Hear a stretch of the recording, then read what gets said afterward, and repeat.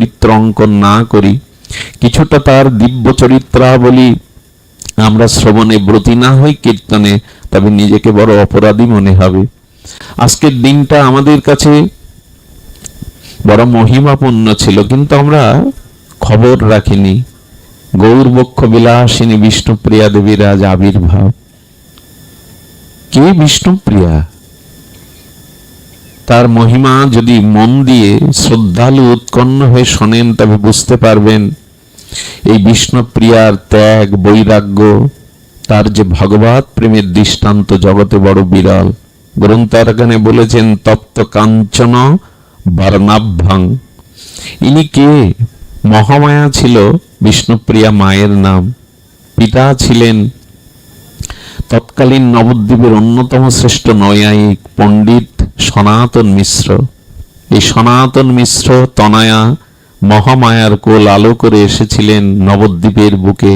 গৌরবক্ষ বিলাসিনী বৈষ্ণব জননী, ত্যাগ বৈরাগ্যের পরাকাষ্ঠা শ্রী বিষ্ণুপ্রিয়াজি। ভুলেই গেছি আমরা তাকে, এই তিথিটাও তো স্মরণ করি না, মনে নাই আমাদের। ওনার আবির্ভাবার পরে কি দেখা গেল? তপ্ত কাঞ্চন বর্ণাভ্যাং বৈষ্ণব শক্তি স্বরূপিণী। কিছু মনে করবেন না, আজ আমরা মহাপ্রভুকে আমরা অঙ্কিত করেছি গ্রন্থে, বাক্যে, লীলাতে, সংকীর্তনে, প্রচারে, কিন্তু বিষ্ণুপ্রিয়াকে আড়াল করে ফেলেছি। কিন্তু এই বিষ্ণুপ্রিয়া দেবী যদি না তপস্যা, ত্যাগ, বৈরাগ্য না আনতেন, আমাদের বৈষ্ণবদের আজকে এই স্থানে এই অগ্রগতি প্রগতি হতো না। মহাপ্রভু সন্ন্যাসীরাকে কি বলেছিল জানেন? বিষ্ণুপ্রিয়ার হাত ধরে বলেছিল, প্রিয়া, বড় মার্মিক কথা, যদি কখনো মা সন্তান জন্ম দিয়ে মারা যায়, তবে পিতার পক্ষে সন্তান প্রতিপালন করা, রক্ষণ পোষণ পালন করা প্রায় সম্ভব হয় না। কিন্তু জানো প্রিয়া, যদি পিতা মারা যায়, তো জননী ভিক্ষা করে কাঙালিনী হয়ে সন্তানকে মানুষ করতে পারে। মহাপ্রভু ইঙ্গিত দিয়েছিলেন, আমি জীবের পিতা, আমি সন্ন্যাস নিলেও জীবের ক্ষতি হবে না। কিন্তু এই গৌড়ীয়, এই নবদ্বীপবাসী বৈষ্ণবদের তুমি জননী, তুমি মা, তোমার ত্যাগ বৈরাগ্যের দ্বারা এই বৈষ্ণব কুল বাঁচবে। সন্তানকে মাই প্রতিপালন করতে পারে, ধারণ পোষণ পালন করতে পারে। উনি বৈষ্ণব শক্তি স্বরূপিণী, ভুলে গেছি আমরা। তিনি বৈষ্ণব শক্তি স্বরূপিণী শুধু নন, সনাতনং সুতং দেবী প্রণামামি প্রভু প্রিয়ম। স্বয়ং ভগবান যখন অপ্রপঞ্চ থেকে প্রপঞ্চে আসেন, তখন তাকে অবতার বলে। অবতার শব্দের অর্থ হলো অপ্রপঞ্চ থেকে প্রপঞ্চে আসাটার নাম, নেমে আসাটার নাম অবতরণ। তো যখন স্বয়ং ভগবান জগতে লীলা বিলাসে আছেন, অবতার হয়ে আসেন, তখন তার লীলা শক্তি, লাদিনী স্বরূপ শক্তিকে নিয়ে আসেন। যেমন যদি কখনো নারায়ণ আসে, তবে লক্ষ্মী আসবে তার শক্তি স্বরূপিণী হয়ে। যদি কখনো রাম ভগবান আছেন, তবে সীতারূপ শক্তি তার সাথেই আসবে, ভগবত ভগবতী, ঈশ্বর ঈশ্বরী। যদি কখনো ভগবান শঙ্কর আসেন, তবে তৎপ্রিয়া শক্তি পার্বতীকে আসতে হবে। তেমনি চৈতন্য মহাপ্রভু অবতারেরও সার অবতার। তিনি অবতার বরিষ্ঠ, অবতার শ্রেষ্ঠ, অবতার সার শিরোমণি। সেই মহাপ্রভু যখন রাধা ভাবকান্তি নিয়ে এলেন, তখন তার স্বরূপ শক্তি স্বরূপিণী বিষ্ণুপ্রিয়াকেও নিয়ে এসেছিলেন। এই বিষ্ণুপ্রিয়া গৌরাঙ্গ বল্লভাঙ্গ দেবী, প্রভুর বড় প্রিয়, প্রভু প্রিয়ম। চৈতন্য মহাপ্রভুর অন্তরঙ্গা শক্তি স্বরূপিণী, আমাদের বৈষ্ণব জননী, ত্যাগ বৈরাগ্যের অধিষ্ঠাত্রী দেবী শ্রী বিষ্ণুপ্রিয়াজি। তার নামটা নিলেই চিত্ত বিমল হয়, শুদ্ধ হয়, অনুরাগ জন্মায়। বিষ্ণুপ্রিয়া নামটা উচ্চারণ করলেই হৃদয়ে শীতলতা আসে, আবেশ আসে, ভক্তির আবেশ, শ্রদ্ধার আবেশ। তো তিনি গৌরাঙ্গ বল্লভা, তিনি দেবী, ভক্ত অভীষ্ট প্রদায়িনী। কিছু মনে করবেন না, রামকৃষ্ণদেব পরমহংস হতে পারে না যদি সারদা দেবী না পাশে থাকে। ভগবান কৃষ্ণ ভুবন মোহন হতে পারেন, কিন্তু মদন মোহন হতে পারেন না যদি রাধা রানী বামে না থাকে। ভালো করে শুনুন শব্দগুলো, এগুলো কান দিয়ে ভেতরে গেলেই কাজ করবে। ঔষধ জেনে আর না জেনে খান, আগুনে জেনে আর না জেনে হাত দেন, ওর ক্রিয়াও করবে। যেমন এই শব্দগুলো এমন, এগুলো কর্ম দিয়ে ভেতরে প্রবেশ করলেই তার চিত্ত শুদ্ধি হবে, পরম কল্যাণ হবে। অর্থ নাই বুঝি। তো মহাপ্রভুর এই যে বক্ষ বিলাসিনী, গৌর বক্ষ বিলাসিনী বিষ্ণুপ্রিয়াজি, তিনি যদি মহাপ্রভুর পাশে না থাকতেন তাহলে প্রভুর এত ত্যাগ বৈরাগ্য জগৎ দেখতে পেত না। সে গম্ভীর গাম্ভীরার মধ্যে শেষ যে 12 বছর মহাপ্রভুর তীব্র বৈরাগ্য, এত গভীরে মহাপ্রভুর প্রবেশ করতে পারত না যদি বিষ্ণুপ্রিয়া এত ত্যাগের ব্রতী না হতেন। এই কথাগুলো আমাদের ঠিক মনে ধরবে না, কারণ ত্যাগের কথা ত্যাগী ছাড়া, অনুভবী ছাড়া বুঝতে পারবে না যে তাদের ত্যাগের মহিমা কি। একটু আলোকপাত করার চেষ্টা করছি, একটু চিত্রটা অঙ্কন করার চেষ্টা করছি শব্দ ব্রহ্মের দ্বারা, যদি আমরা কিছু নিতে পারি এর থেকে। বিষ্ণুপ্রিয়া দেবী এই জন্য বলছেন গৌর বল্লভাং দেবী ভক্ত অভীষ্ট প্রদায়িনী। শ্রীকৃষ্ণ ভুবন মোহন, মদন মোহন হতে পারে বামে যদি ঠাকুরানী থাকেন, প্রেমময়ী রাধারানী থাকেন। সুখসারির দ্বন্দ্ব গান এখন ভোরবেলা আপনারা মাথা নাড়বেন না, সত্য বলুন, শতকরা 2-1 জন হয়তো মনে রেখেছেন, এগুলো আর এখন গাওয়া হয় না। সুখ বলে আমার কৃষ্ণ মদন মোহন, সারি বলে আমার রায় বামে যতক্ষণ। রাধা রানী বামে না থাকলে গোবিন্দ তুমি বিশ্বমোহন মদন মোহন হতে পারতে না। তো এই জন্য রাধা রানী না থাকলে শ্রীকৃষ্ণের এই পরম ভগবত্তা, কারণ শক্তিমান শক্তি পায় তো শক্তির কাছ থেকে। রাধা পূর্ণ শক্তি, কৃষ্ণ পূর্ণ শক্তিমান। তেমন গৌরবক্ষ বিলাসিনী শ্রী বিষ্ণুপ্রিয়া প্রিয়াজি, তিনি সমস্ত ভক্তের অভীষ্ট পূরণের শক্তি রাখেন। তো বিষ্ণুপ্রিয়া দেবী নবদ্বীপেশ্বরী, যেমন বৃন্দাবনেশ্বরী রাধা ঠাকুরানী ভাবময়ী লাদিনী অধীশ্বরী, তেমন নবদ্বীপের অধীশ্বরী মহাপ্রভু নান নবদ্বীপের অধীশ্বরী শ্রী বিষ্ণুপ্রিয়াজি। প্রিয়াজি হলো নবদ্বীপের অধীশ্বরী। এবং সাধ্বীং, দেখুন একটা কথা বলি, এখানে সামনে সব মায়েরাই বসেছেন বেশিরভাগে, তো অনুরোধ করি, বর্তমান সময়টা বলো কালের দ্বারা কবলিত, অন্ধকারাচ্ছন্ন হয়ে আসছে। মেয়েদের মায়েদের প্রকৃত ধর্ম হলো পাতিব্রতা ধর্ম। এখন এ নিয়ে মানে বিতর্কের প্রশ্ন, হ্যাঁ এই নিয়ে বিতর্ক উঠবে, কিন্তু সর্বসম্মতভাবে নিখিল শাস্ত্রের এটাই বলেছেন, পাতিব্রতা ধর্মই হলো নারীর শ্রেষ্ঠ ধর্ম। আমাদের দেবী অনুসূয়া মা সীতাকে সতীত্ব শিক্ষণে 4টি কথা বলেছিলেন, 4 প্রকারের সতীর বর্ণনা দিয়েছেন, বড় অদ্ভুত প্রসঙ্গ আর সেদিকে নয়। তবু বলবো, যারা নিজের স্বামীর মধ্যে জগৎ স্বামীকেই দেখে, অন্য পুরুষকে দেখে না, এরা সতী শিরোমণি। 2 নম্বরের সতী যারা, জগতে অনেক পুরুষ আছে এটা তারা জানে, কিন্তু নিজের স্বামী ব্যতীত সকল পুরুষকেই যারা সন্তান এবং পিতা ভ্রাতা মনে করে, এরা 2য় স্তরের সতী। অন্য পুরুষকে পুরুষ মনে করে না, পিতা বা সন্তান মনে করে, শুধু পতিকেই পুরুষ জ্ঞানে সে জীবনে গ্রহণ করে। সতীর 2য় স্তর এটি। 3য় স্তরের সতী তাকেই বলে যিনি জানেন আমার পতি গুণে রূপে অর্থ বৃত্তে যথার্থ সামর্থ্যবান নয়, তার থেকে সামর্থ্যবান কেউ আমাকে চাইছে, এটা সে জানে। জানার পরেও বেদ শাস্ত্র কুল মর্যাদা রক্ষার জন্য, ধর্ম রক্ষার জন্য সে অন্যকে মন দেয় না, এরা 3য় নাম্বারে। আর যারা জানে আমার পতি ছাড়া অন্য পতি আছে, তাদের দিকে মনও চলে যায়, কিন্তু ওই যে পরকাল শাস্ত্র এবং পাপ, এই ভয়ে তাদের মন চলে গেলেও তারা সেই কাজে ব্রতী হয় না। অন্য পুরুষকে মনে মনে স্মরণ করলেও বাস্তবিক ক্রিয়াতে তারা ঘর সংসারে আগুন জ্বালিয়ে দিয়ে ঘর সংসার ত্যাগ করে না, এরা চতুর্থ স্তরের। এমন করে অনেক কথা আছে, এ কথাগুলো আগেদের মেয়েদের মায়েদের বোঝানো। স্বামী প্রবাসে থাকতে আমি নিজে দেখেছি, পুরোনো দিনে মা ঠাকুমারা সিঙ্গার করতো না, ভালো করে সাজতো না স্বামী বিদেশে গেলে। স্বামী দুঃখে এই যে পতিব্রতা ধর্ম, এটা বিষ্ণুপ্রিয়ার মধ্যে এই জন্য সাধ্যিং শব্দটা দিয়েছেন। এত বড় শুদ্ধ সাধ্যি বিরল দৃষ্টান্ত নাই।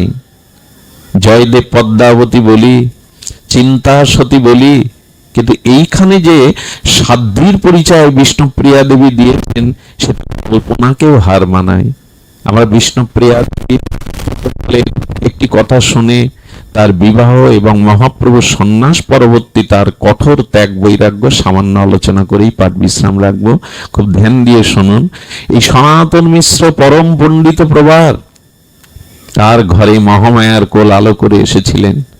যাদের পূর্ব শুদ্ধ সংস্কার থাকে না, শিশুকাল থেকে তাদের কিছু লক্ষণ প্রকাশ পায়।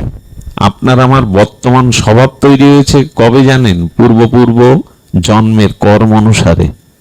আপনি আমি পূর্ব জন্মে যে যে জনিতে জন্মেছি, যে যে কর্ম সংস্কার, আপনার আমার বর্তমান স্বভাবটা তাই। আর এখন যে কাজ করছি, এখন যে কর্ম করছি, এইটা আগামী জন্মের আমার স্বভাব তৈরি করবে, সংস্কার তৈরি করবে। এজন্য পেছনে যা হয়ে গেছে, বর্তমান সংস্কারটা যদি শুভ হয়, আগামী দিনে আলোর পথ পাবেন, বেঁচে যাওয়ার পথ পাবেন। বর্তমানটা এই জন্য অতীতে যা গেছে গেছে, বর্তমানটা যদি সুসংস্কারে আসেন, আগামী দিনের স্বভাব সংস্কার সুন্দর হবে, আপনার জীবনের চলার পর প্রশস্ত হবে। এইসব বাণী আমরা শুনি বটে, কই আচরণে কই। আমাদের এক স্বামীজি বলতেন প্রণাম মঠে, এখন বকা উল্লার সংখ্যা পাওয়া যায়, আমার মতো বকা উল্লা অনেক পাবেন। সোনা উল্লার সংখ্যাও এখন অনেক বেশি, কিছু হলেই ওখানে শুনতে বহু লোক আসবে, কিন্তু করিমুল্লার সংখ্যা কম, করার লোকের সংখ্যা, আচরণ করার লোকের সংখ্যা কম। বকাউল্লা সোনাউল্লা আছে, কিন্তু করিমুল্লা অর্থাৎ আচরণশীল ব্যক্তির সংখ্যা খুবই কম। আসুন আমরা বর্তমান সুসংস্কারে আনি। বিষ্ণুপ্রিয়া দেবীর ছোটবেলার স্বভাব কি জানেন? উনি ছোটবেলা থেকে সেবা পরায়ণা ছিলেন। মেয়েদের তো ওই একটি মহৎ গুণ, সেবা ধর্ম। দেখবেন 20টা পুরুষ যে বিল্ডিং এ বাস করে, কোনো মেয়ে ছেলে নেই, মা বোন নেই, দেখবেন ওটা নরক। ওই ঘরে ঢুকে দেখবেন সব নরক তৈরি করে। আরে গোছাবে কে? শান্তি সুন্দর তো মায়েরাই পারে। গৃহ কাকে বলে জানেন? যদি গৃহিণী থাকে। যেখানে মা বোন নাই, ওটা গৃহ বলে না। 1000টা পুরুষ থাকলেও তাকে গৃহ বলেনি সনাতন, যেখানে গৃহিণী না থাকে, মা বোন না থাকলে দেখবেন ওই অবস্থা, নরক বানিয়ে ফেলবে। সেবা ধর্মটা ঈশ্বরের প্রদত্ত, ওটা আমি চেষ্টা করে পারবো না। এই জন্য মা বিষ্ণুপ্রিয়া দেবীর ছোটকাল থেকে ছিল পিতা মাতা গুরুবর্গের সেবা, আর ছিল গঙ্গা স্নানের প্রতি তার স্বাভাবিক আকর্ষণ। শিশুকাল থেকেই তিনি প্রভাতে গঙ্গা স্নানে যেতেন। তার চলাটা ছিল বড় সুসংহত। সচিমাও স্নান করতে যেতেন। ওই বালিকার তার রূপ, তার গুণ, তার শ্রদ্ধা, সচিমাকে দেখেই বিষ্ণুপ্রিয়া গঙ্গা স্নান করে এসে একটা প্রণাম করতেন, আশীর্বাদ চাইতেন। মেয়েটার মুখে আদর করে বলতেন, আহা কি সুলক্ষণা। ওই থেকে সচিমার মনে মনে একটা ধারণা হয়, আমার নিমায়ও তো বড় হচ্ছে। এমন সুলক্ষণা মেয়েকে যদি আমি ঘরে তুলতে পারি, মায়ের মনে সেই স্বপ্নটা জেগে থাকে। এবং বিষ্ণুপ্রিয়া দেবী এই সুলক্ষণা গঙ্গা স্নানে, ভগবত আরাধনায়, পিতামাতা গুরুবর্গের এগুলো সব লক্ষণ। এইগুলো জীবনের পরম লক্ষণ। যারা শ্রেষ্ঠ হয় না, তাদের কিছু স্বভাব সংস্কার ভিন্ন থাকে, গতানুগতিক গড্ডালিকা প্রবাহের ন্যায় থাকে না। সবাই যে পথে যাচ্ছে আমিও যাই। তাদের সেবা, তাদের শ্রদ্ধা, তাদের ঈশ্বর আনুগত্য কিছু আলাদা থাকে। শশীকলার ন্যায় বেড়ে উঠতে লাগলো, চতুর্ধর বসিয়া রূপে গুণে আর অনন্যা। এই বিষ্ণুপ্রিয়া দেবীর রূপ, গুণ ও মাধুর্য চারিদিকে ছড়িয়ে পড়ল। আর এর মধ্যে জানেন লক্ষ্মীপ্রিয়াও গত হলেন। মহাপ্রভুর প্রথম স্ত্রী যে লক্ষ্মীপ্রিয়া, এই বঙ্গদেশে প্রভু এসেছিলেন 11 মাস। আমাদের এই চৈত্র মাসের কোন একটা রবিবারে গঙ্গা অববাহিকা হয়ে আমাদের পদ্মার বুকে ঢুকেছিলেন শ্রীকৃষ্ণ চৈতন্য মহাপ্রভু। কারণ মহাপ্রভুর পিতৃভূমি আমাদের এই শ্রীহট্টে, ঢাকা দক্ষিণে। এখানেই মহাপ্রভুর পিতৃভূমিটা আজও কালের সাক্ষী হয়ে দাঁড়িয়ে আছে। আমাদের এই মাটি সাধারণ না, অদ্বৈত কমলাক্ষ শান্তিপুর পুরন্দর অদ্বৈত প্রভুর পিতৃভূমি আমাদের সুনামগঞ্জে। ভাবতেই অবাক লাগে, স্বয়ং ভগবানের অবতীর্ণ স্থান আমাদের এখানে। আমাদের শ্রীবাস পণ্ডিতেরও পিতৃভূমি আমাদের শ্রীহট্টে। পুণ্ডরিক বিদ্যানিধি ঠাকুর হরিদাস, প্রেম ভক্তির মহারাজ নিত্যানন্দ অবেশমূরতি ঠাকুর নরোত্তম এসেছিলেন এই খেতুরিতে। কম ভাগ্য আমাদের।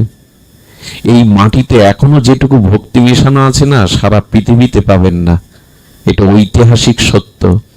এখন এই বাংলার মাটিতে মানুষের চিত্তে যতটুকু আমাদের ধর্মীয় অনুভূতি, ভাগবত অনুভূতি আছে, বিশ্বের মাটিতে এটা নাই। এই মাটি আলাদা কিছু দিয়ে গেছে আমাদের। যদিও ইতিহাস, কালক্রম, রাজনৈতিক প্রেক্ষাপটে আমরা অনেক কিছু আমাদের চিত্ত থেকে হারিয়ে যাচ্ছে, তারপরেও বলবো এই মাটি সারা পৃথিবীর প্রণামের মাটি। এই মাটির মধ্যে অনুভূতিগুলো সারা পৃথিবী। সামান্য পশ্চিম বাংলায় গিয়েও আপনি এ জাতীয় ভাগবত আসরে নীরবতা পাবেন না। এ জাতীয় মানুষের, আমি গেছি পশ্চিম বাংলায়, পাঠে 8-10 হাজারও ভক্ত হয়েছে, কিন্তু ওইখানে বসেও মনে পড়ে আপনাদের এই যে বঙ্গ জননীর কোলে যারা জন্মেছেদের ধর্মীয় অনুভূতি অন্যান্য দেশের মানুষের থেকে অনেক গভীরে, অনেক গভীরে। শুধু ভক্তগণ এই জন্য বললো, এই মাটিতে জন্মে যদি, এই সনাতন ধর্মে জন্মে যদি মহাপ্রভু শ্রীকৃষ্ণ গৌরাঙ্গকে পেয়েও যদি নিজের উদ্ধারের চেষ্টা, মঙ্গলের চেষ্টা না করিয়ে, বড় ব্যর্থতা, খুব বড় ব্যর্থতা। তো বিষ্ণুপ্রিয়া দেবী মহাপ্রভুর বিবাহ হলো। সেই লক্ষ্মীপ্রিয়াকে হারিয়ে মহাপ্রভু বড় উদাসী হয়ে গেছিলেন। সচিমার বহুদিনের লালিত স্বপ্ন, বিষ্ণুপ্রিয়া নিমাইয়ের বিবাহ হলো। সে বিয়ে বড় জগৎখ্যাত বিবাহ।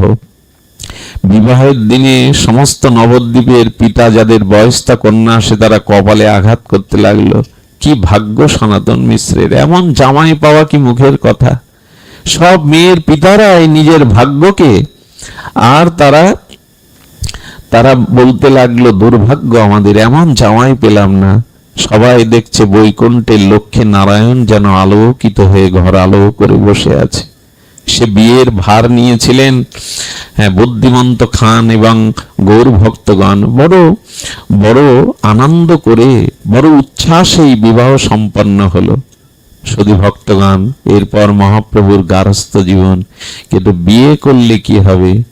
মহাপ্রভু বিবাহের পরপরই তার চিরদিনের যে তার কাঙ্ক্ষিত লক্ষ্য, হরিনাম প্রেম জগৎকে দান করবেন, তিনি ঘরে বিষ্ণুপ্রিয়াকে রেগেই দেখুন। ত্যাগ না হলে তো, বৈরাগ্য না হলে তো আমরা গ্রহণ করব না। মহাপ্রভু আপনি আচরণ করে ত্যাগ বৈরাগ্য, নিজ ভক্তি যোগ শেখানোর জন্য তিনি প্রতিটা রাত্রে শ্রীবাস অঙ্গনে যেতেন। বিষ্ণুপ্রিয়া সারা রাত তিনি ঘরে বিনিদ্র রজনী, যে যার প্রভু জীবের কল্যাণে, হরিনাম দানে, জীবকে ধন্য করবার জন্য, প্রেম বিতরণের জন্য সারা নিশি হরিনামে রত। বিষ্ণুপ্রিয়া দেবী ঘুমাতেন না। এই বিনিদ্র রজনী বিষ্ণুপ্রিয়ার দিকে তাকিয়ে সচিমা বড় আঘাত পেতেন। ছেলে ঘর করবে কোথায়, বিষ্ণুপ্রিয়ার মতো লক্ষ্মীর প্রতি তার কিছুটা অনুরাগ জন্মাবে, কিন্তু আমার নিমাই ঘরে থাকে না। মায়ের চোখে ঘুম নেই। ভোরবেলা মহাপ্রভুর বাটিটা ছিল মাটির, মৃত্তিকার। সেদিনকার দিনে মাটির ঘরের ওই সোপানের উপরে সচিমা প্রতীক্ষা করছে কখন নিমাই আসবে। ভোরের আলো ফোটার সাথে সাথে নিমাই আসতেন। সেই হরিনামে প্রেমে মাতোয়ারা, ভাবে গদগদ তার প্রেমময় তনু, হেলতে দুলতে সে মায়ের কোলে মাথা রাখতেন। মা কি করতেন জানেন? স্নেহের আঁচল দিয়ে আর মহাপ্রভুর গাটা ধুলো মুছে দিতেন। নিমাই, এত কাঁদিস কেন বাবা, এত ধুলাই গড়াস কেন, তোর সমস্ত অঙ্গে ধুলাবালি, আচ্ছা কাকর ফোটে কত ব্যথা লাগে।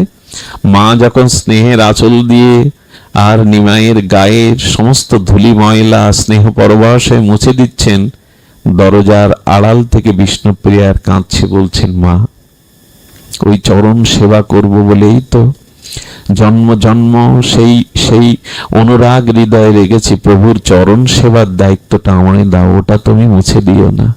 প্রভু ঘরে এলে আঁচল দিয়ে বিষ্ণুপ্রিয়া প্রভুর চরণটা মুছিয়ে দিতেন। একদিন সচিমা বলছে, নিমাই আমার একটা কথা রাখবি বাপ, তুই তো শ্রীবাসঙ্গনে যাস, বৌমা ঘরে একা থাকে, আজকে আমার কথা রাখ, আজকে তুই শ্রীবাসঙ্গনে যাবি না। মাকে মাতৃভক্ত হতে হয়। কোন সন্তান যদি প্রকৃত সন্তান হয়, উৎকর্ষে 10-এর একজন হয়, বা জগতে জগতে সে মুখ উজ্জ্বল করতে পারে, তার প্রথম কারণ পিতামাতার প্রতি তার ভক্তি, শ্রদ্ধা। নিমাই বললেন, মা আজ আমি গৃহেই থাকবো। সচিমার আনন্দ ধরে না। বিষ্ণুপ্রিয়া রন্ধনশালায় প্রভুর প্রিয় হেলাঞ্চা শাক, থোড় মোছা, প্রভু যা খেতে ভালোবাসেন এগুলো রন্ধন করলেন। বিষ্ণুপ্রিয়ার রন্ধনের বড় বলিহারি যায়। সেই রন্ধন করে প্রভুকে সেবা করিয়ে প্রভুকে সুন্দর করে সাজিয়ে বললেন, বিশ্রাম নাও। প্রিয়কে বিশ্রাম দিয়ে বিষ্ণুপ্রিয়া দেবী কি করলো জানেন? আহা, মহাপ্রভুর চরণে নিজের মস্তক দিয়ে ঘুমিয়ে পড়েছে। মহাপ্রভুর চরণে মস্তক দিয়ে ঘুমিয়েছে। কিন্তু রাত্র যত গভীর হয়, রাত্র দ্বিপ্রহরে বিষ্ণুপ্রিয়া দেবীর ঘুম ভেঙে দেখে প্রভু শয্যায় নাই। বিষ্ণুপ্রিয়া দেবী উঠলেন, একটি দুপা করে সাহস বুকে নিয়ে ঘরের বাইরে এসে দেখলেন অনেক দূরে সুরধনী গঙ্গার তীরে ফুপিয়ে ফুপিয়ে কে যেন কাঁদছে। বিষ্ণুপ্রিয়া বড় বুকে সাহস নিয়ে এগিয়ে গিয়ে দেখেন তারই প্রাণবধূ, তারই প্রাণনাথ সুরধনী বয়ে যাওয়া গঙ্গার কোলে দাঁড়িয়ে এই নিস্তর নিস্তব্ধ নিভৃত রাত্র দ্বীপ্রহরে কাছেন। আমি একটা প্রশ্ন করি আপনাদের কাছে, ভগবান কাঁদবে কেন মধ্যরাত্রে? বিষ্ণুপ্রিয়ার শোকসজ্জা ছেড়ে, গৃহ ছেড়ে, সুরধনী গঙ্গার তীরে স্বয়ং রাধা কৃষ্ণ মিলিত তনু পরতত্ত্ব গৌরাঙ্গ কাঁদবে কেন বলতে পারেন? তার তো ঘরে জ্বালা নাই, তার তো রোগ শোক জরা ব্যাধি নাই, চির সচ্চিদানন্দময় পূর্ণ ভগবান কাঁদছেন কেন? এর উত্তর মহানামজি দিয়েছেন আমাদের গৌড়ীয় আচার্য গোস্বামীগণ। বলেন, এই দেখো সারা জগৎবাসীকে মহাপ্রভু আজ জানাচ্ছেন, ওগো ভগবানের জন্য শুধু ভক্ত কাঁদে না, ভক্তের জন্য ভগবানও কাঁদে। ভক্তের জন্য আজ ভগবানও কাঁদে না। কথাটি যথার্থ হলো না। আরে ভক্ত ভগবানের জন্য কাঁদবে, ভগবান ভক্তের জন্য কাঁদবে, এটা বিশেষ কথা নয়। যে যাকে ভালোবাসে তার জন্য তো কাঁদবে। কিন্তু প্রভু কাঁদছেন কেন জানেন? প্রভু কাঁদছেন কেন জানেন? জীবের লাগিয়া কাঁদে প্রভু উচ্চেশ্বরে, ভক্তের জন্য না, প্রতিটি জীবের জন্য চৈতন্য মহা আজকে কাঁদছেন। বিষ্ণুপ্রিয়া দেবী বলছেন, হৃদয়ে জীবের প্রতি প্রভুর কত করুণা। আজ শোকময় শয্যা নিদ্রা ছেড়ে রাত্র দ্বীপ্রহরে প্রভু সুরধনী গঙ্গা, এই কথাটা শুনলে হৃদয় স্থির থাকে গো। ভগবানকে ভজন না করে পারা যায়? ভক্তের জন্য না, জীবের জন্য গৌর হরি কাঁদছেন। তার রাধা ভাবদ্যুতি সবলিত তনু পর্বত কাঞ্চন সম অঙ্গ ধুলাই গড়াচ্ছেন মহাপ্রভু। মহাপ্রভুর অঙ্গ ধুলাই গড়াবে কেন? ভগবান কেন গড়াগড়ি দেবে? নিজে আচরণ করে ভক্তি শিক্ষা জগৎকে দিচ্ছেন, কি করে কৃষ্ণ পেতে হয়, প্রেম পেতে হয়, জীবনকে কি করে ধন্য করতে হয়। নিজে আচরণ, প্রভু বললেন এ যুগে আচরণ ছাড়া মুখের বাণী কেউ নেবে না, বড় বড় কথা কেউ মানবে না, আচরণ করো তবে প্রভাব পড়বে। ভগবান বললেন, তোমরা আমাকে কি খুঁজবে? আমি তো নিত্য ধাম হতে জগতে নেমে এসেছি তোমাকে খুঁজবার জন্য। আমরা ভগবানকে খুঁজতে উপরে যাইনি, বৈকুণ্ঠে যাওয়ার সামর্থ্য আমাদের নেই। ভগবানই নেমে এসেছেন আমাদের খুঁজবে বলে। এই কথা শুনলে ভজন না করে থাকতে পারা যায় গো? ভগবান বলছেন, তুমি আমাকে কি ডাকবে? দেখো দুবাহু বাড়িয়ে আমি আত্মকণ্ঠে জীবকে ডাকছি, জীব জাগো, জীব জাগো। ভগবানই ডেকে চলেছেন আমাদের। এরপরেও পিছিয়ে থাকবো, এরপরেও মহানিদ্রায় ঘুমিয়ে থাকবো। বিষ্ণুপ্রিয়া দেবী গেলেন, প্রিয়া দেবী গিয়ে প্রভুর চরণে মাথা রেখে কি জিজ্ঞাসা করলেন জানেন? কাঁদছো কেন? প্রভু কেন কাঁদছো? বিষ্ণুপ্রিয়া দেবীর দুটো হাত দিয়ে মহাপ্রভু তুলে বলছেন, প্রিয়া, এসেছিলাম জীবকে নাম প্রেম দেব বলে। সেই ব্রজ প্রেম, সেই নিকুঞ্জ মন্দিরের প্রেম সেবা, জীব তো জাগলো না, কৃষ্ণ নাম তো কেউ নিল না। আমি সেই ব্যথায় কাঁদছি, কই জীব তো জাগলো না। বিষ্ণুপ্রিয়া দেবী যে কথা বলেছিলেন বড় মার্মিক, ওই যে বললাম উনি শক্তি স্বরূপিনী। কি বলেছিলেন জানেন? মহাপ্রভুর দিকে তাকিয়ে প্রিয়াজি বললেন, প্রভু, নিজে না কাঁদলে অন্যকে কাঁদানো যায় না, নিজে না মজলে অন্যকে মজানো যায় না। তবে আমার মনে হয় তোমার একার কান্নায় জীবের হৃদয় গলবে না, দ্রবীভূত হবে না। এক কাজ করি, মা তুমি আর আমি তো, সচিমা, বিষ্ণুপ্রিয়া আর মহাপ্রভু, সংসারে তো এই তিনজন ওনারা। বললেন, প্রভু তোমার একার ক্রন্দনে জীবের হৃদয় দ্রবীভূত হবে না, এসো আজ থেকে আমরা তিনজন মিলে কাঁদতে থাকি। আমাদের এই তিনের কান্না একত্রিত হয়ে যদি জীবের হৃদয় বিগলিত হয়। আপনারা যারা গৌর চরিত্র জানেন, বিষ্ণুপ্রিয়া চরিত্র জানেন, সচিমার চরিত্র জানেন, এই তিনজনের সাধনা শুধু একটাই ছিল, সারা জীবন কেঁদেছেন এরা। এটা আমার মুখের কথা নয়। এদের দিব্য চরিত্রাবলী যদি দেখেন তাহলে দেখবেন সচিমা সারাটি জীবন কেঁদেছেন। মহাপ্রভুর চোখের জলে তো খাল হয়ে গেছে, মাটি মাটি খুঁড়ে খাল হয়ে গেছে, গর্ত হয়ে গেছে, জলাশয় হয়ে গেছে। এ কথা নাস্তিকবাদীদের বোঝানো যাবে না, এ কথা শ্রদ্ধাশীল গৌর প্রেমিক ছাড়া এ কথা সাধারণ বিষয় লোকরে বোঝানো যাবে না। প্রভুর চোখের জলে নালা তৈরি হয়ে গেছে, খাল তৈরি হয়েছে। প্রভু যখন সংকীর্তনে ক্রন্দন করতেন, তার প্রেমাশ্রুতে সামনের ভক্তগণ স্নাত হয়ে যেত, স্নান হয়ে যেত, ভিজে যেত তাদের অঙ্গ। জলযন্ত্রের ন্যায় কেঁদেছেন। কারণ এই জন্য প্রভু আজ ভক্তরা যতটা কেঁদেছে, সেই ভক্তের চোখের জলে ঋণ শোধ করতে প্রভু এসেছেন, গোপী ঋণ শোধ করতে। এই জন্য সারাটি জীবন এই তিনজন কাঁদলো। আমার কি মনে হয় জানেন, তাদের ক্রন্দনের কোনো মূল্য দিলাম আমরা? আমরা তো হেসে খেলে ভোগে আনন্দে সংসার নিয়েই মাতামাতি করি, ভোগ বিলাস নিয়েই মাতামাতি করছি। আমরা তাদের কান্নার মূল্য দিয়েছি। আজকে এমন একটি তিথি চলে যাচ্ছে, অথচ আমাদের সাড়া নেই যে আজ বিষ্ণুপ্রিয়ার আবির্ভাব। বিবাহ বার্ষিকী পালন করে নেটে দিয়ে দেন, কত ছবি ছাপান, কত কেক কাটেন, ছেলে মেয়ের জন্মদিনে কত কি আড়ম্বর করেন। এগুলোতে আমার নিষেধ, আমার বাধা নাই। আমি এতে আপনাদেরকে মন্দ বলবো না। এগুলো সামাজিকতায় করতে হয়, করুন, কিন্তু এই সব তিথিগুলো পালন করলে যে ভক্তি হয়, প্রেম হয়, জীবনে চরিত্র গঠন হয়, এগুলি ভুলে রয়েছে। কত বড় অকৃতজ্ঞ যে বিষ্ণুপ্রিয়ার আবির্ভাবটাও আমরা পালন করি না, জানি না।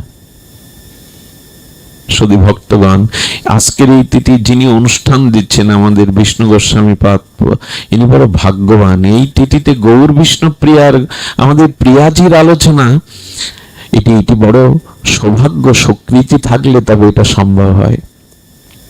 সুধীজন বিষ্ণুপ্রিয়া সেই যে ব্রত নিলেন কান্নার, আপনারা সংক্ষিপ্ত সার শুনুন। এরপর মহাপ্রভু গয়ায় গিয়েছিলেন পিতৃতর্পণের জন্য। এর পরের ইতিহাস অন্যভাবে লিখেছেন চৈতন্য ভগবত চৈতন্য চৈতামৃতে। আহা, মহাপ্রভু গয়া থেকে যখন এলেন তখন পূর্বের নিমাই পণ্ডিত আর নাই। নিমাই পণ্ডিত কেন বলছি জানেন? দিগ্বিজয়ী পণ্ডিতকে পরাস্ত করে নবদ্বীপের গৌরব গাথা লিখেছিলেন ইতিহাসে নিমাই। এমন কোন ভারতের দিগ্বিজয়ী পণ্ডিত ছিল না মহাপ্রভুর পাণ্ডিত্যের কাছে পরাজিত হননি। সমগ্র ভারতের নবদ্বীপ ছিল পাণ্ডিত্যের তীর্থ। সেই পাণ্ডিত্যের দ্বারা মহাপ্রভু নবদ্বীপের মুখ উজ্জ্বল করেছিলেন ভারতবাসীর তথা বিশ্ববাসীর কাছে। বহু দূর দূরান্ত থেকে মহাপ্রভুর কাছে বিদ্যা শিক্ষার জন্য, ভূগোল, ইতিহাস, ন্যায়, দর্শন শিখবার জন্য বহু ছাত্র মহাপ্রভুর পাঠশালাতে গঙ্গাদাস পণ্ডিতের টোলে পড়তেন। মহাপ্রভু অধ্যাপনা করেছেন। অধ্যাপনা করতে নিমাই পণ্ডিত নামটা গর্বের সহিত নবদ্বীপবাসী নিত, কারণ দিগ্বিজয়ীকে পরাস্ত করেছেন মহাপ্রভু। সেই মহাপ্রভু যখন গয়া থেকে আসলেন, তার কি অবস্থা হলো জানেন? আর মাথায় সুগন্ধি তেল দেয় না, আর মহাপ্রভু শয্যায় ঘুমায় না। কোন পণ্ডিতকে দেখলে মাথা নত করে চলে যায়, আর তর্ক বিতর্ক করে না, আর পাঠশালায় গিয়ে ছাত্রদের পড়ায় না। গঙ্গাদাস পণ্ডিতের চণ্ডী মণ্ডপের টোল ঘরে নিবাই নীরব নিথর। মা দেখছেন গয়া থেকে এসে নিমায়ের কি হয়ে গেল, কথা বলে না, ভালো করে আহার করে না। বিষ্ণুপ্রিয়ার কাছে জিজ্ঞাসা করলেন কি করে? বললেন, মা আমার বড় ভয় করে, প্রভু শয্যায় ঘুমায় না, ঘরের মেঝেতে বসে বিড় বিড় করে কি যেন বলে, আর নখ দিয়ে মাটিগুলো খোঁড়ে। আমি ভয় পেয়ে যাই, প্রভুর এই দশা মা আমার ভালো লাগে না।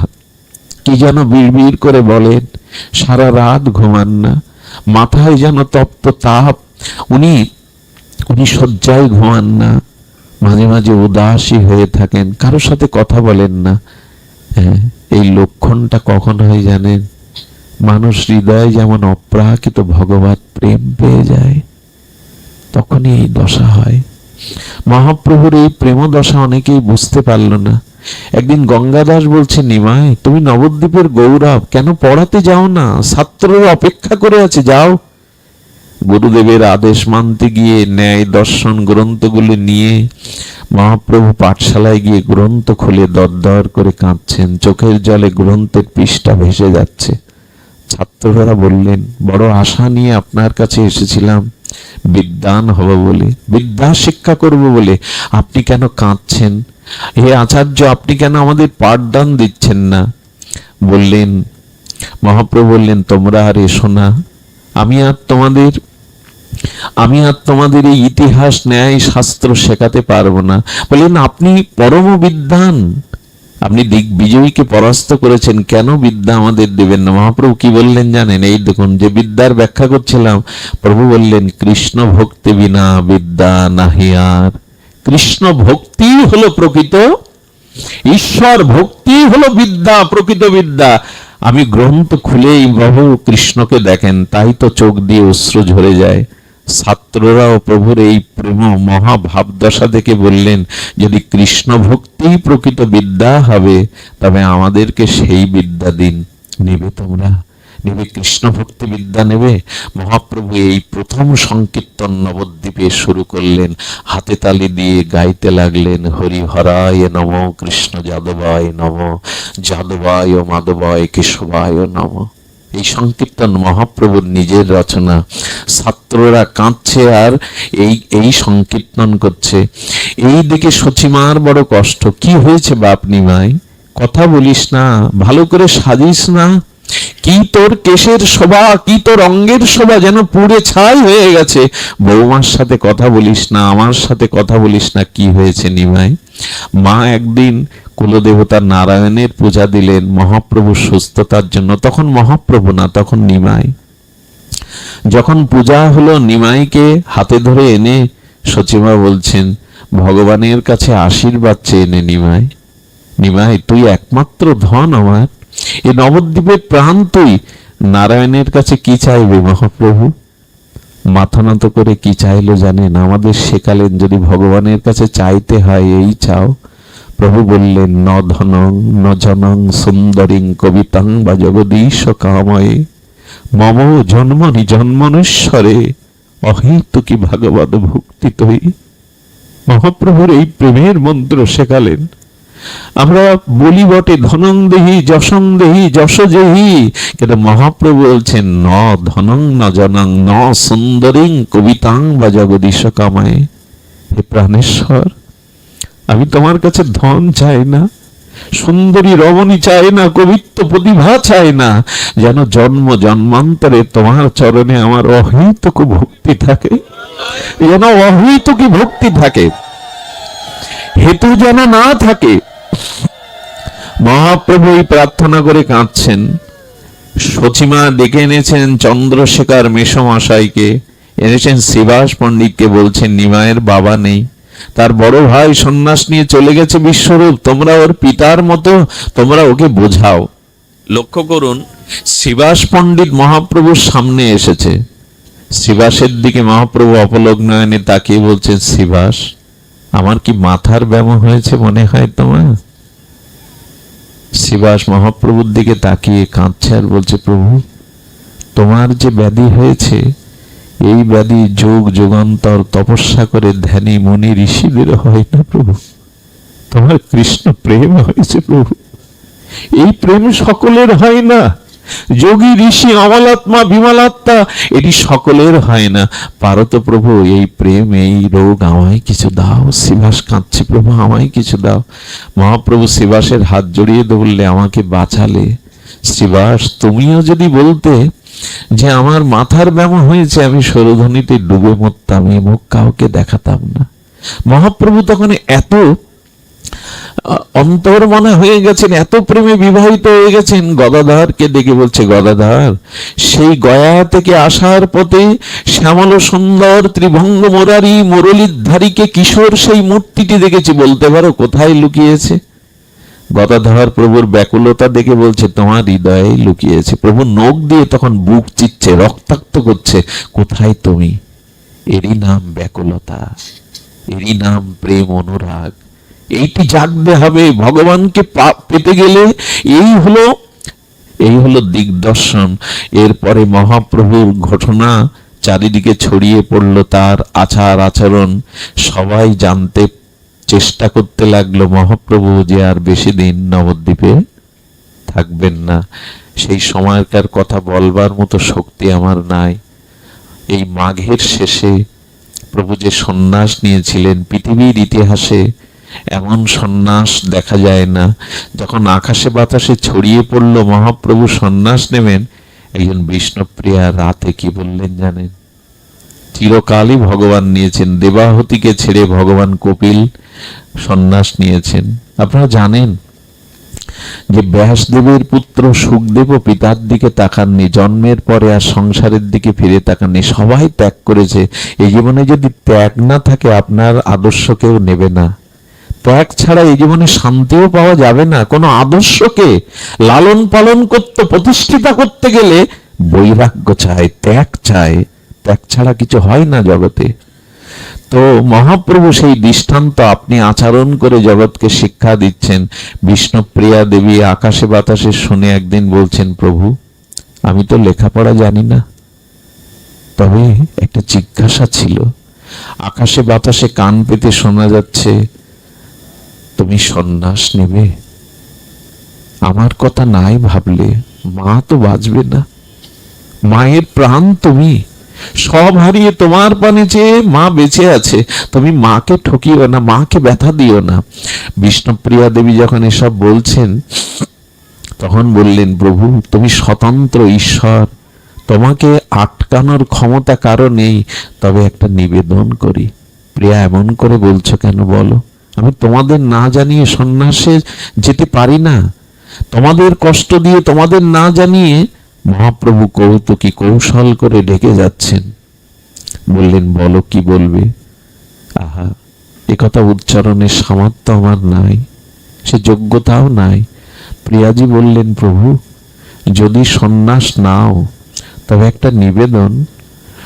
মা জানকী রামচন্দ্রের বনবাস যাত্রায় সাথে ছিল, দ্রৌপদী পঞ্চ পাণ্ডবের সাথে বনবাসেও সাথে ছিল, শ্রীবৎস রাজা গ্রহদোষে বনবাসে গেলেও চিন্তারূপ সতী সাথে ছিল। তুমি যদি সন্ন্যাস নাও, আমি তোমার সাথে থাকলে বুঝি তোমার আপত্তি আছে? কত বড় জিজ্ঞাসা করলেন। মহাপ্রভু নীরব হয়ে চোখের জল ফেলছেন। কি উত্তর দেব আমি? সীতাকেও তো প্রভু সাথে নিয়েছিলেন, পঞ্চ পাণ্ডব তো দ্রৌপদীকে সাথে নিয়েছিলেন। আমি যদি তোমার সাথে থাকি, তোমার বৈরাগ্য কি খণ্ডন হবে? মহাপ্রভু অবনত মস্তকে প্রিয়াজিরে উত্তর তার কাছে নাই। কিন্তু কি বললেন জানেন প্রিয়া? এই কলিহত জীবগুলি, এরা আগের ধর্ম নেবে না, এই কলিহত জীবগুলো হৃদয়ে বড় কলুষিত, তাদের তাদের সদ্ভাবনা বড় সীমিত। তবে শোনো, ত্রেতা যুগ দ্বাপার যুগ এটা নয়। কলিযুগের মানুষের ভোগাক্রান্ত চিত্ত এই যুগে স্ত্রীকে সাথে নিয়ে কোনো ত্যাগ বৈরাগ্য জীব মানবে না, জীব এই ত্যাগ বৈরাগ্য গ্রহণ করবে না। তাই তোমাকেই ত্যাগ স্বীকার করতে হবে, আমাকেই তীব্র বৈরাগ্যের ত্যাগ স্বীকার করতে হবে। প্রভুর কথাটা বুঝেছেন? এ যুগের মানুষের চিত্ত কলুষিত, এই যুগের চিত্ত মানুষের ভোগাক্রান্ত। এই যুগে তোমাকে সাথে নিয়ে সন্ন্যাস নিলে জীব এই ত্যাগ বৈরাগ্য গ্রহণ করবে না। মহাপ্রভু বললেন, তবে শোনো প্রিয়া, তুমি জননী হয়ে গৌড়ীয় সমাজকে, বৈষ্ণবকে বাঁচাও, তুমি জননী হও। এই জন্য বিষ্ণুপ্রিয়া আমাদের মা, আমাদের প্রকৃত জননী, তিনি বাঁচালেন। এর পরের ইতিহাস অন্যরকম। নবদ্বীপ ছেড়ে মহাপ্রভু সন্ন্যাস নিলেন সেই মাঘের সংক্রান্তিতে। সেই সন্ন্যাস নেওয়ার পরে আপনারা জানেন, সচিমার প্রাণ, নবদ্বীপবাসীর প্রাণ রক্ষার্থে নিত্যানন্দ প্রভু পদ ভুলিয়ে শান্তিপুরে এনেছিলেন মহাপ্রভুকে। 10টা দিন মহাপ্রভু ছিলেন, কিন্তু এর পরের ঘটনা আরো মর্মান্তিক, আরো হৃদয়স্পর্শী। আচ্ছা, মহাপ্রভু সন্ন্যাসের পরে নিত্যানন্দ প্রভু অদ্বৈতের শান্তিপুরে প্রভুকে এনেছেন। সকলে বলছেন, শ্রীপাদ বলছেন, অদ্বৈত বলছেন, একবার প্রাণ বাঁচে যাতে বিষ্ণুপ্রিয়াকে, সচিমাকে আনি। মহাপ্রভু কার আসবার আদেশ দিয়েছিলেন? বিষ্ণুপ্রিয়াকে আসবার অনুমতি।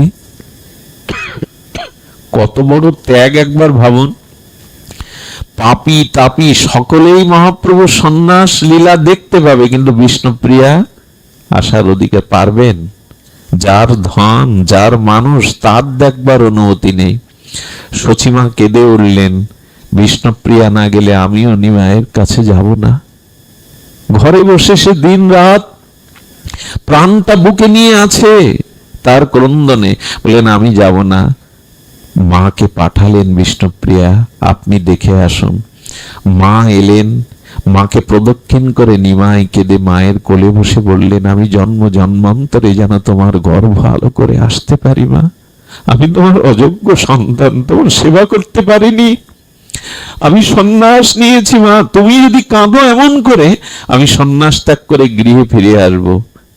কত বড় মাতৃভক্তি দেখুন মায়ের। তুমি যদি চাও কেঁদো না মা, তোমার চোখের জল এভাবে যদি বরিশন করো, আমি ফিরে আসবো।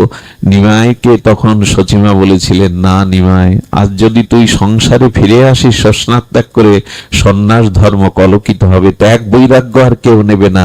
তবে একটা কথা রাখিস, বৃন্দাবনে না গিয়ে তুই লীলাচলে ভজন করিস, যাতে তোর খবর পায়। এই জন্য মহাপ্রভু মায়ের কথা রাখতে লীলাচলেই ভজন করেছিলেন। সে যে রহিল প্রভুর 12 বছর, তিনি প্রায় 18টা বছর অখণ্ড লীলাচলে বাস করেছেন, পুরী ধামে বাস করেছেন, শ্রীক্ষেত্রে বাস করে, শুধু মায়ের আদেশ রাখবার জন্য। আর কেমন মা দেখুন, আমাদের মা হলে কি বলতো, ফিরে আয় ঘরে। বলে, না রে নিমাই, সন্ন্যাস বৈরাগ্য ধর্ম কলঙ্কিত হবে, জীবোদ্ধারে যা তুই। নিমাইকে পাঠিয়েছিলেন, কিন্তু বিষ্ণুপ্রিয়াকে দেবে দেখে অনেক নদিয়াবাসী বলেছিল, কি পোড়া কপাল তোর, লক্ষ লক্ষ মানুষ তাকে দেখতে যাচ্ছে, কারো বাধা নেই। বিষ্ণুপ্রিয়া ডুবরে কাঁদছে আর বলছে, ও আমি তোমার সামনে গেলে বুঝি তোমার সন্ন্যাস ব্যর্থ হবে প্রভু। যখন সবাই তাকে কথা শোনাচ্ছে, কিরে পোড়ার মুখে অভাগিনী, তোর দেখবার আদেশ নেই।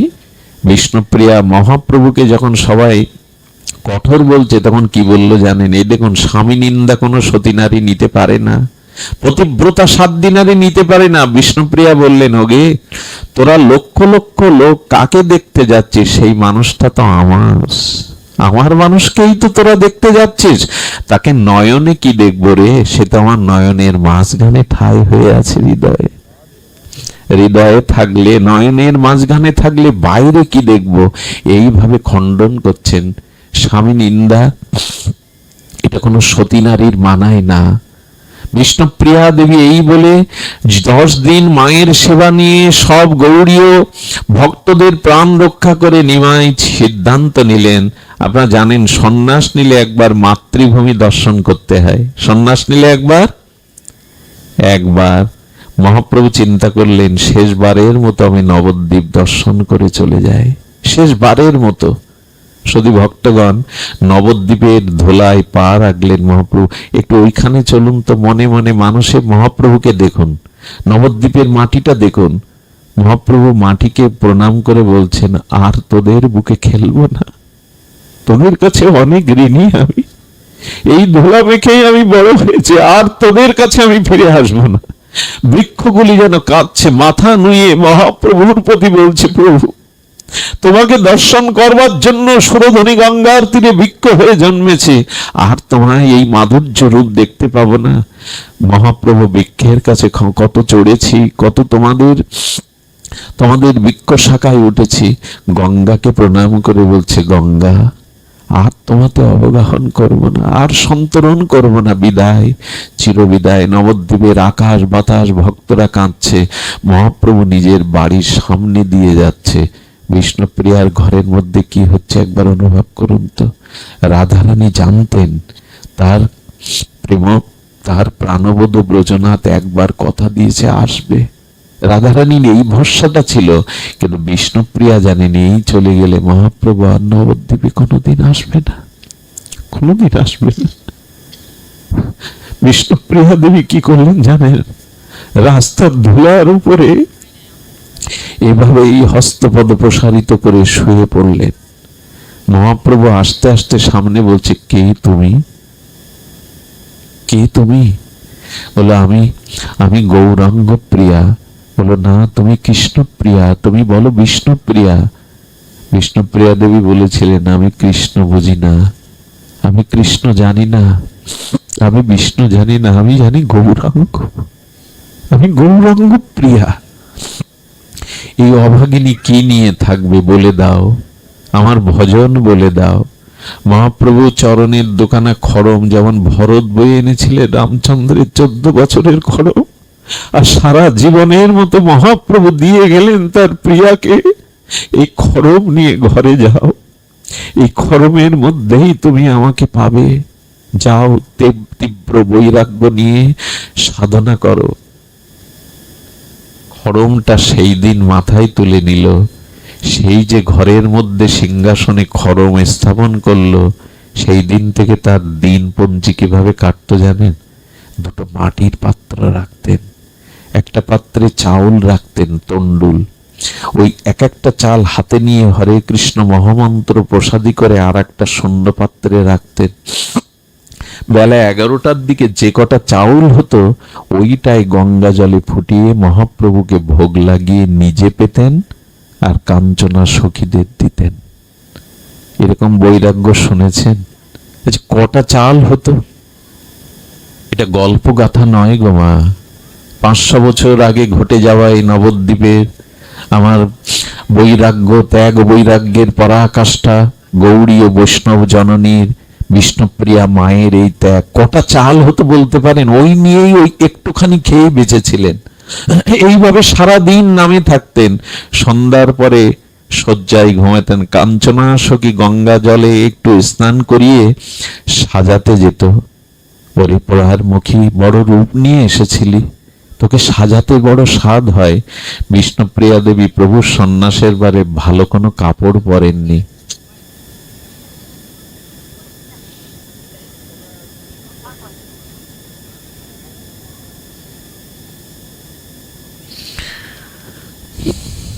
তো কোথায় হারিয়ে যায়, কোথায় হারিয়ে যায়। কাঞ্চনা বললেন, একটু কৃপা করুন, কৃপা করুন, সামান্য সময় একটু কৃপা করুন।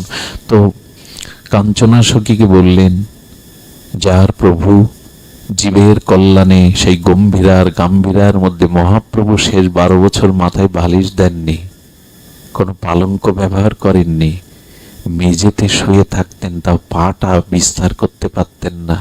এখন যে পুরীর গম্ভীরা দেখেন ওটা না, প্রকৃত গম্ভীরা ওর পেছনে, ওটা সবাইকে দেখতে দেয় না। বাইরের ঘরটা গম্ভীরা আমরা দেখে আসি, পাটা প্রসারিত করতে পারতেন না, কোন রকমে ওইখানে কাটাতেন। সচিমার অনুরোধে কলার পত্রের মাঝখানে যে সরলা ডাটাটা, ওইটা চিকিয়ে একটা কাঁথা তৈরি করে একটা পুরনো কাপড় জুড়ে প্রসাদী কাপড়ে ওইটুকু স্বীকার করেছিলেন মহাপ্রভু, তো মা কষ্ট পাবে বলে। আমাদের ভোগ মানায় 12টা বছর স্বয়ং ভগবানের।